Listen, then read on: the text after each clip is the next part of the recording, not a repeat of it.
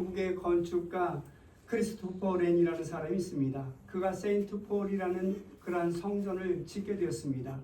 정말 웅장한 성전을 재건하게 되는데 많은 시간이 걸렸고 많은 사람들이 동원됐습니다.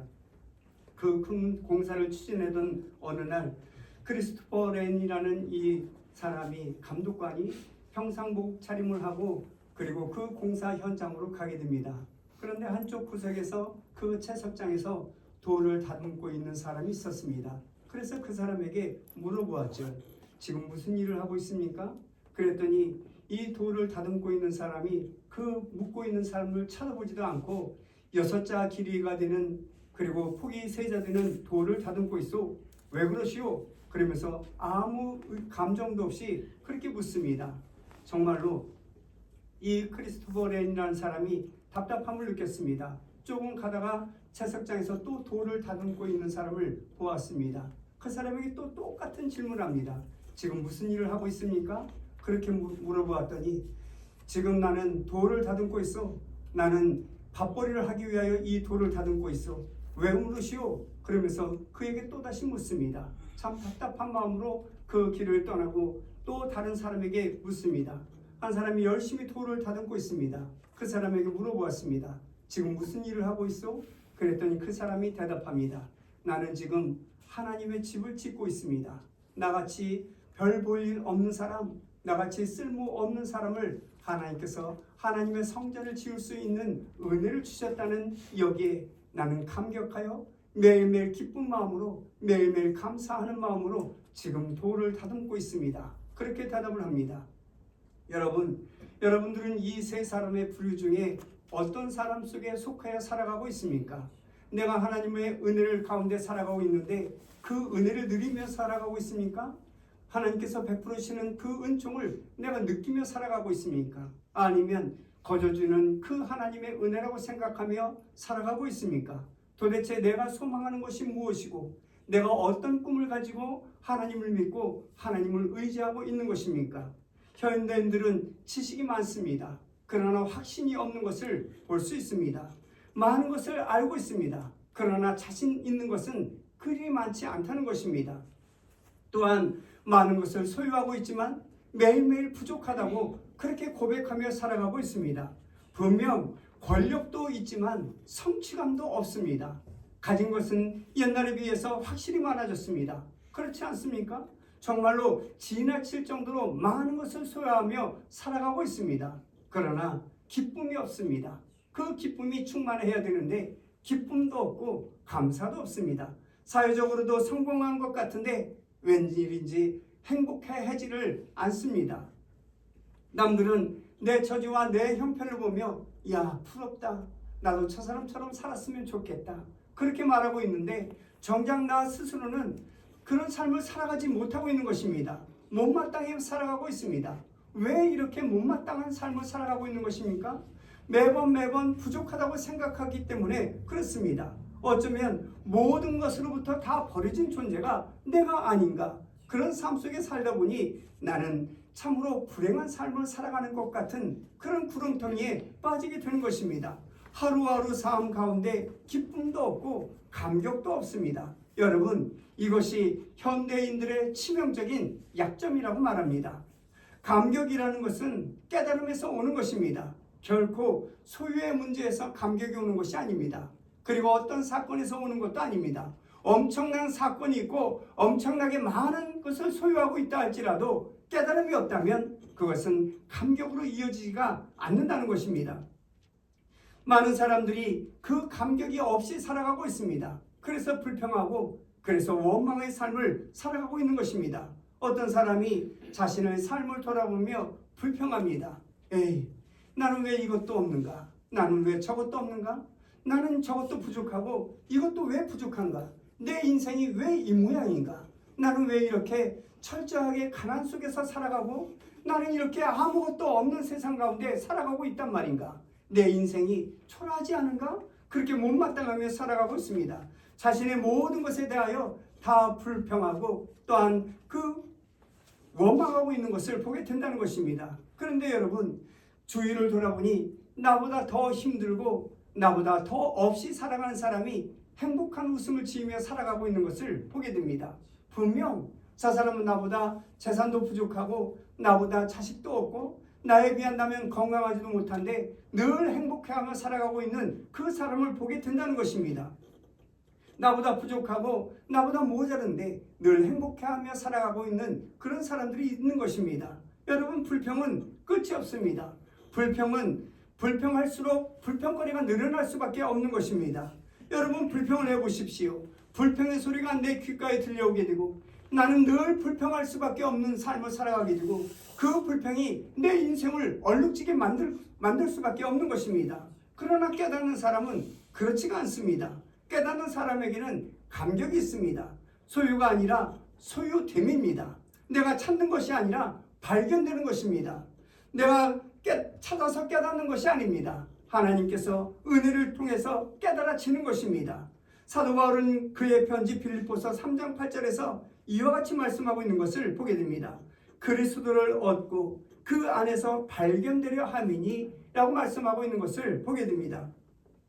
감격은 절대로 그 은혜 가운데 응답되는 것이지 감격은 참으로 저절로 주어지는 것이 아니라는 것입니다. 사도 바울이 말한 것처럼 감격은 절대로 그 안에서 찾는 것입니다. 하나님의 은혜, 하나님의 은총 가운데 있는 나를 발견하고 나를 찾는 것입니다. 하나님께서 나에게 주신 그 아름다운 구원의 역사, 그 역사 가운데 내가 그 속에 속해 있다는 것을 내가 찾고 내가 발견하는 것입니다. 그래서 가장 온전하고 가장 뚜렷하고 가장 확실한 그런 사랑 고백이 있는 그 사람이 감격의 삶을 살아가게 되는 것입니다. 감격으로 사는 사람은 순간순간 모든 삶이 다 축제입니다. 그 삶 자체가 축제인 것입니다. 그것이 바로 그리스도인의 삶이고 그것이 바로 하나님의 사람들이 살아가야 할 삶의 방식인 것입니다. 오늘 본문의 말씀을 보시면 한 맹인의 이야기가 기록되어져 있습니다. 요한복음 9장 말씀을 보시면 이 9장 전체에 이 맹인에 대하여 상세하게 그 기사를 다루고 있는 것을 보게 됩니다. 여기 태어나면서부터 맹인이 된 사람, 그 불쌍한 사람이 기록되어져 있습니다. 이제 그의 나이가 40살이 되었습니다. 그가 하는 일이란 지팡이를 짚고 길거리에 앉아 조그만 바가지와 조그만 그 바구니를 들고 손을 내미는 것입니다. 나를 좀 도와주십시오. 나를 좀 도와주십시오. 그것이 그의 일생이었고 지금까지 살아온 삶의 방식이었습니다. 오늘도 그 맹인은 길거리에 앉아서 그렇게 바구니를 들고 나를 좀 도와달라고 그렇게 호소하는 그런 상황이었습니다. 그런데 많은 사람들이 그 앞을 지나가게 되었습니다. 많은 사람들이 웅성하는 그 소리가 들려왔습니다. 그래서 그가 묻지 않습니까? 왜 이렇게 많은 사람이 이 길을 지나가는 것입니까? 그렇게 묻습니다. 그랬더니 지나가는 한 사람이 이렇게 대답해 줍니다. 예수라는 사람이 예수님의 제자들과 함께 이 거리를 지나가고 있어. 그렇게 말합니다. 맹인은 보이지는 않지만 한 무리가 점점 가까이 오고 있다는 사실을 느끼게 됩니다. 귀로 듣게 되는 거죠. 그리고 어느 한순간 이제 모든 사람들이 내 앞을 지나가고 있구나. 그렇게 느껴지는 순간 한 사람의 소리가 들려오게 됩니다. 그것은 바로 예수님의 제자가 예수님에게 묻는 그러한 질문의 말입니다. 예수님, 이 사람의 맹인으로 난 것이 누구의 죄로 인함입니까? 이렇게 묻는 소리가 그에게 똑똑히 들려왔습니다. 여러분, 이 모욕적인 말이 어디 있겠습니까? 맹인으로 사는 것, 이것도 서러운데 이 맹인으로 된 것이 누구의 죄냐고 지금 묻고 있는 것입니다. 태어나면서부터 맹인으로 태어난 사람입니다. 그런데 누구의 죄냐고 그렇게 묻는다면 이 맹인이 어떻게 대답하겠습니까? 참으로 모욕적이고 굴욕적인 그 순간입니다. 아마도 우리가 그 사람의 입장에 서 있다면 쏘아 붙였을 것입니다. 누구라도 그렇게 쏘아 붙였을 것입니다. 그런데 그 사람은 아무 말도 하지 않았습니다. 지금 내 앞에 지나가고 있는 그 예수님을 향하여 내 눈을 좀 뜨게 해 주십시오. 그렇게 간구하지도 아니하고 소리 지르지도 아니하고 기도하지도 않았습니다. 그저 침묵으로 예수님의 지나가는 것을 귀로 듣고 있는 그런 상황입니다. 그때 예수님께서 친히 오셔서 진흙에 침을 뱉고 그것을 이겨서 그 맹인에게 눈에 붙여주는 것을 보게 됩니다. 그리고 주님께서 말씀하시죠.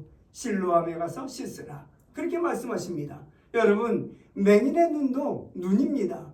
여러분 티끌이 들어갈 때 그 눈이 얼마나 따갑고 얼마나 아픕니까? 그 맹인도 얼마나 아팠겠습니까? 그런데 그 맹인이 그런 불평도 하지 아니하고 실로암에 가고 있는 것을 보게 됩니다. 그가 서 있는 이곳에서 실로암까지 간다는 것은 10리길입니다. 약 4km가 되는 거죠. 그 10리길을 맹인몰을 향하여 걸어가서 그 실로암에서 씻으라고 말합니다. 평소에 사람이 걷는 거리라면 1시간이면 걸어가겠죠. 그런데 이 맹인에게 걷는 그 시간이라면 서너 시간이 소요되는 그런 거리입니다. 그 먼 거리를 지금 지팡이를 짚고 엉성하게 어정어정 걸어가고 있습니다. 이 맹인은 생각합니다. 그 맹인이 생각할 때 내가 왜 여기까지 가야 되는가? 내가 왜 그곳에 가서 내 눈을 씻어야 된다는 말인가? 아마 그렇게 생각하며 걸어갔을 것입니다. 여러분들도 그러한 처지, 그러한 환경이었다면 아마 그런 생각을 하지 않았겠습니까? 왜 굳이 거기까지 가라고 하시는 것인가? 도대체 많은 곳이 있는데 왜 나를 향하여 거기까지 가라고 하는 건가? 오늘 재수가 온 붙은 날이 아닌가? 아마 그렇게 생각했을는지도 모르겠습니다. 뿐만 아니라 사람들이 많이 있을 때 주님께서 진흙을 이겨 그 눈에 붙여주며 실로암에 가서 씻으라 그렇게 말씀하셨을 때 확고한 믿음이 생겼습니다. 왜냐하면 많은 사람들이 지켜보는 가운데 주님의 기적과 같은 그 말씀이 귀에 들려져 왔기 때문에 그렇습니다. 그런데 지금 4km의 길을 걸어가고 있는데 아무도 없습니다. 내 주위에는 아무도 없고 내가 지금 그곳을 향하여 나 혼자 걸어가고 있는 것입니다. 그러면서 생각하죠.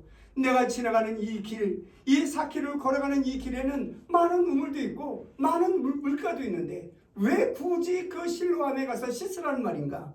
참으로 적당한 가까운 곳에 가서 씻으면 되지 않을까? 아마 그런 생각을 하며 갔을 것입니다. 그런데 그 사람은 끝까지 예수님의 말씀을 믿었습니다. 확고하게 믿고 그 실로암까지 걸어가고 있는 그 맹인의 손을, 맹인의 그 모습을 볼 수 있습니다. 보십시오. 지금 맹인이 실로암가에 도착했습니다. 그리고 자신의 손으로 그 물을 퍼서 자신의 눈을 씻습니다. 그런데 역사가 나타나지 않습니까? 눈이 환하게 보이는 것입니다. 정말로 굉장한 기적의 사건이 일어나게 된 것입니다. 나면서부터 맹인된 이 사람, 그 역사함을 보고 얼마나 놀라고 얼마나 감격스럽겠습니까?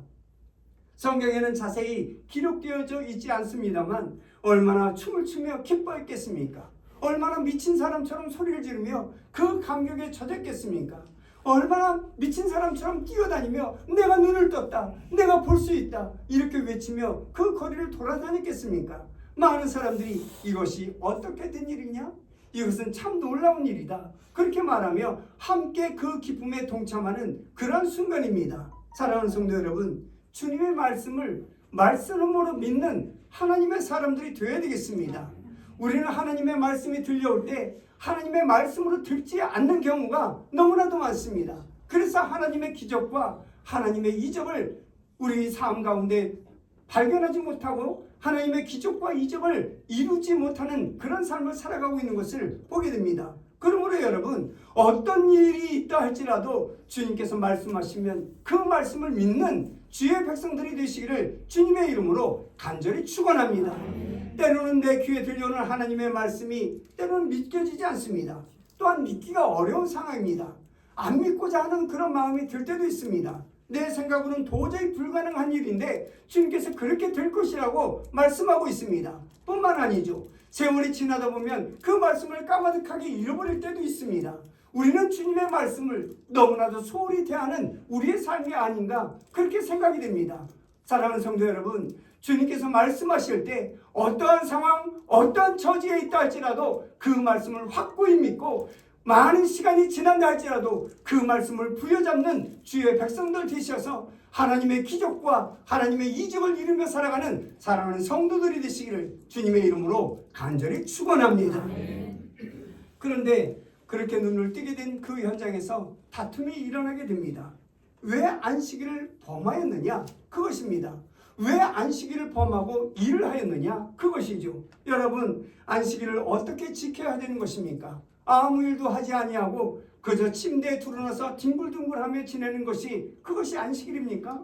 아무 일도 하지 아니하고 내가 안식일을 지키겠노라 말하며 그 소파에 누워서 빈둥빈둥거리며 그 하루를 보내는 것이 안식일입니까?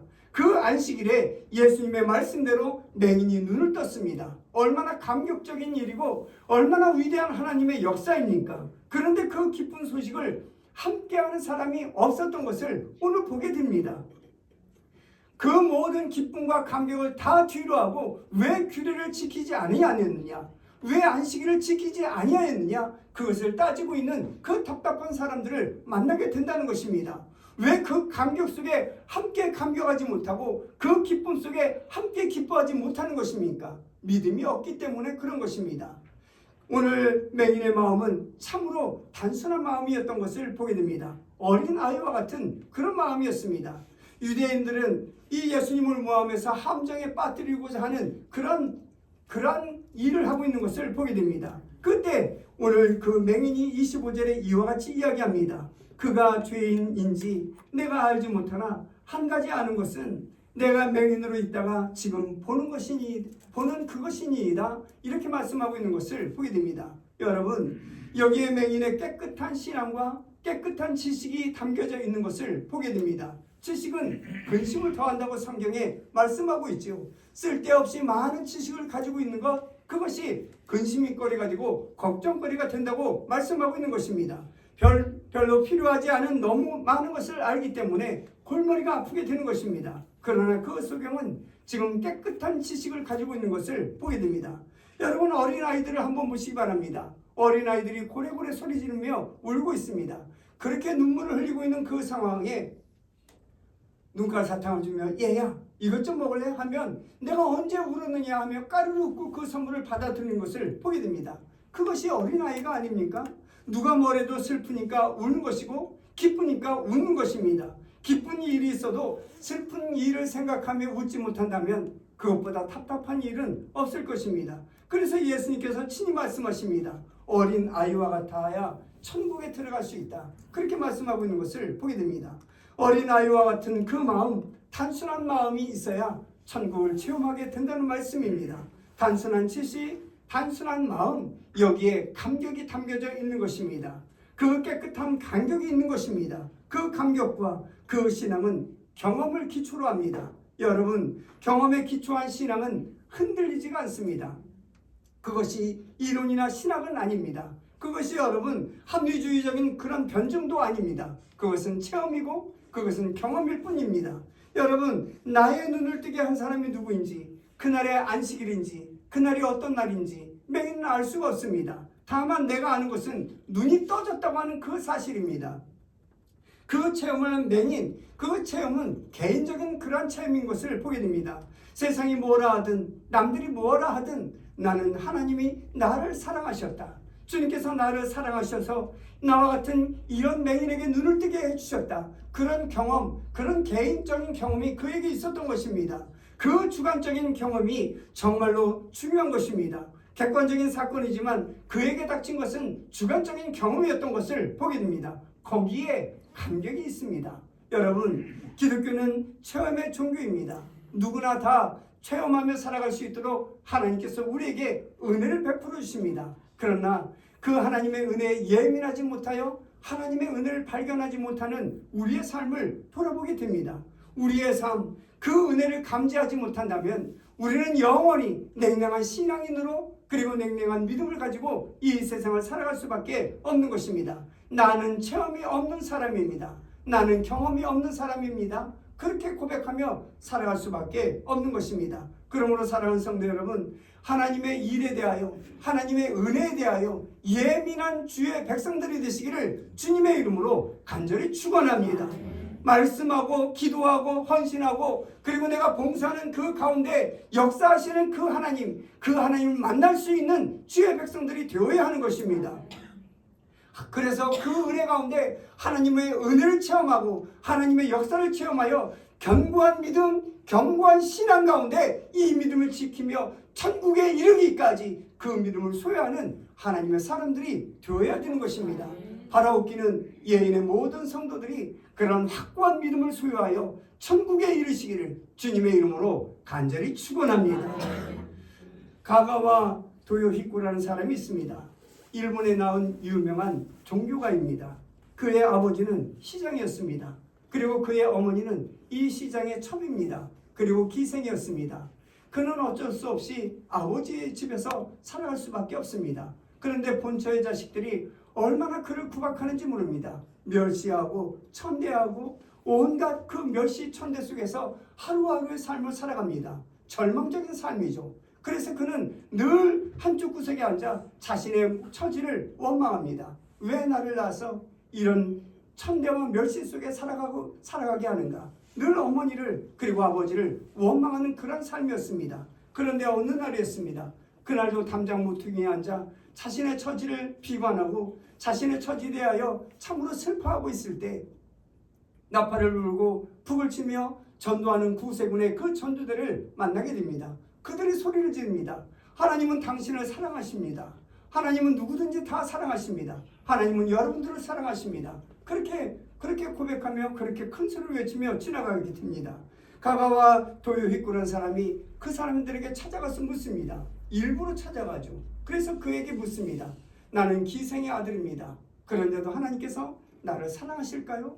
나는 기생의 아들로 지금까지 비관하며 살았는데 하나님께서 이런 나를 사랑하실까요? 그렇게 묻습니다. 그때 그는 이야기합니다.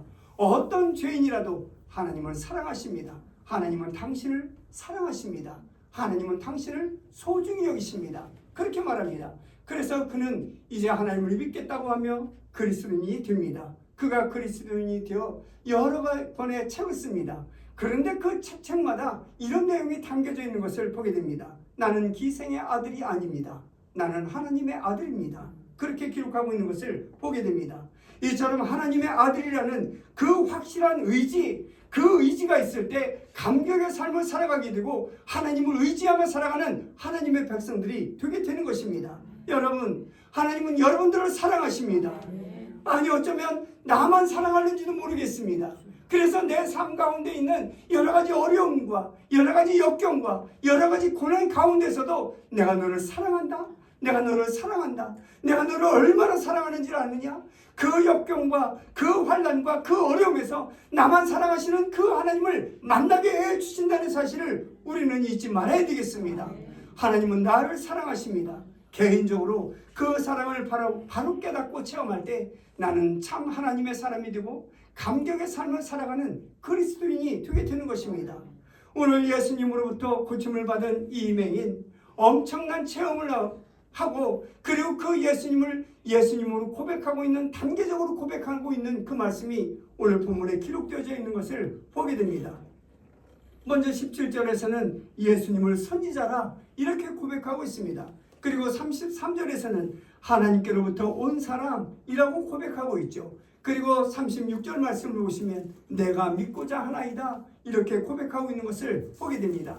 하나님을 믿는 사람들은 모든 것을 다 긍정적으로 고백하고 긍정적인 사고를 가지고 있습니다. 하나님을 믿는 사람이 부정적인 요소가 있다면 그는 온전한 믿음을 가지고 있는 사람이라 말할 수가 없는 것입니다. 그런데 오늘 본문의 말씀을 보시면 모든 사람들이 이 맹인을 이해하지 못했던 것을 보게 됩니다. 맹인이 눈을 뜨고 기뻐할 때 왜 저들은 그 기쁨과 그 감격 속에 함께 기뻐하지 못했느냐 이것입니다. 지금 그 맹인의 입술을 통하여 이렇게 간증하고 있는 것을 보게 됩니다. 창세 이후로 맹인으로 난 자의 눈을 뜨게 한 적이 지금까지 없었다. 그런데 지금 예수님으로 인하여 그 엄청난 기적이 베풀어졌음에도 불구하고 어찌하여 너희들은 예수님을 향하여 핍박하고 예수님의 권능을 의심하고 예수님을 꼬투리 잡고 예수님을 채집지 않느냐 이렇게 답답한 마음으로 외치고 있는 것을 볼 수 있습니다. 참 답답한 일이었습니다. 여러분, 그 사람의 간증이 얼마나 소중한 간증입니까? 주님께서는 친히 죄인 하나가 회개할 때 천국에서는 잔치가 벌어진다고 주님께서 말씀하지 아니하셨습니까? 잃었던 양 한 마리를 찾았을 때 그 양 한 마리를 어깨에 짊어지고 와서 온 동네 사람들을 향하여 함께 기뻐하고 함께 즐기자고 했던 그것이 아닌 것입니까? 교회의 모습이 바로 이런 모습이 되어야 되는 것입니다. 그런 감격을 중심으로 한 축제가 바로 교회 안에 있어야 되는 것입니다. 다른 사람의 감격을 내가 보고 다른 사람의 감격을 내가 믿고 또한 나 또한 거기에 사랑으로 동참하는 그런 사람이 될 때 하나님의 감격 속에 살아가는 하나님의 백성이 되게 되는 것입니다. 그것이 교회가 교회됨의 그러한 정체 의식이 되게 되는 것입니다. 이와 같은 축제가 하나님 나라가 도래되기까지 이 축제 안에 살아가는 것이 바로 그리스도인이고, 이 축제 속에 살아가는 것이 바로 교회라는 사실을 우리는 잊지 말아야 되겠습니다. 성경은 답답해서 말합니다. 30절 말씀을 보시면 이상하다. 이 사람이 내 눈을 뜨게 하였으되 당신들은 그가 어디서 왔는지 알지 못하는도다. 이렇게 말씀하고 있는 것을 보게 되죠. 왜 저들은 기적을 믿지 않는지 정말로 이상하다. 많은 기적과 이적을 나를 통하여 체험했음에도 불구하고 왜 믿지 않는지 정말 이상하다. 그렇게 고백한 이명은 결국 시비에 걸려 출교당하는 것을 보게 됩니다. 여러분, 그 당시에 출교를 당한 사람이라면 어떤 사람이 와서 그 출교를 당한 사람을 죽인다 할지라도 살인죄에 적용되지 않는 그런 시대였습니다. 그는 출교를 당했습니다.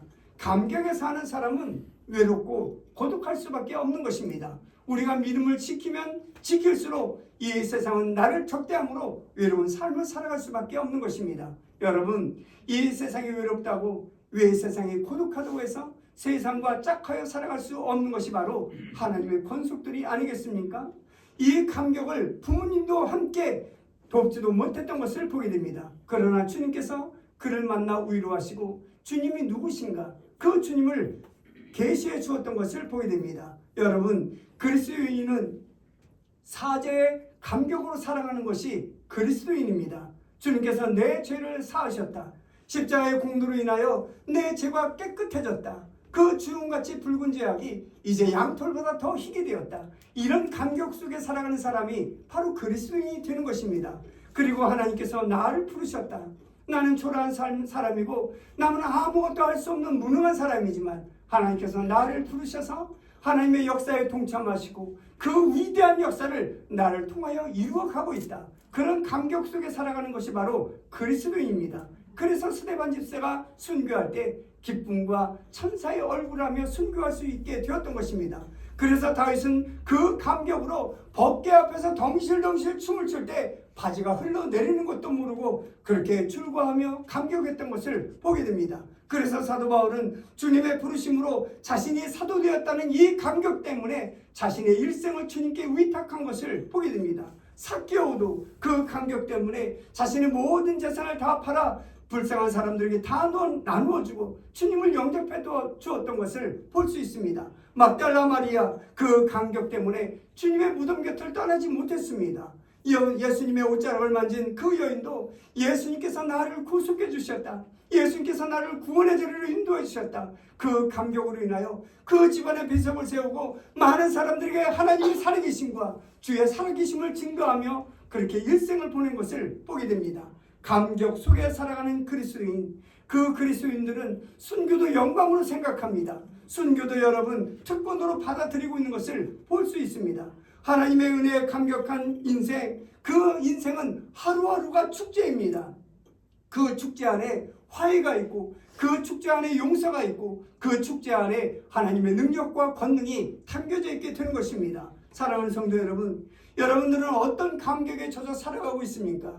여러분들은 어떤 감격의 그 은혜의 물결 속에 살아가고 있습니까? 구원의 감격과 사랑의 감격과 은혜의 감격에 젖어서 살아가고 있습니까?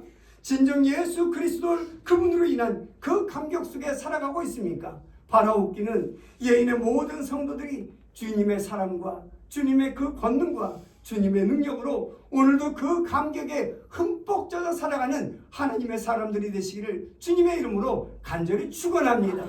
그리하여 그 감격에 젖어 살아갈 때 하나님의 은혜가 무엇인지 그 은혜를 내가 만지고 그 은혜를 내가 체험하고 하나님의 축복이 무엇인지 그것을 내가 받아들이고 그것을 내가 만지고 그것을 누리며 살아가는 예인의 모든 성도들이 되시기를 주님의 이름으로 간절히 축원합니다. 기도하십니다.